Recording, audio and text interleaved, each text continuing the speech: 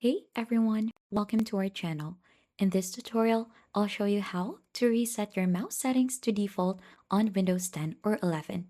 If your mouse is behaving strangely or you just want to restore the default settings, this guide will help you do it easily.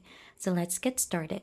First, once you're already onto your PC or laptop, click onto the search bar here onto the bottom part and type Control Panel. Then right after, click onto the control panel onto the results. So there is an open option in here. Click onto that. And you should be able to go ahead and see something like this. So in the control panel, look for view by in the top right corner. And here under category, choose large icons for that.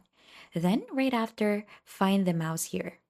So you should be able to see that option here. Click onto that and a new mouse properties window will open. Click on the pointers tab here, then scroll down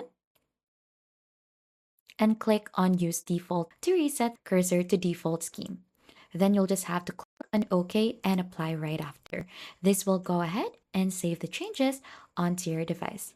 And that is just basically it, how you reset your mouse settings to default in Windows 10 or 11. If you think this has been helpful, don't forget to hit the like, subscribe, and we'll see you on to our next video.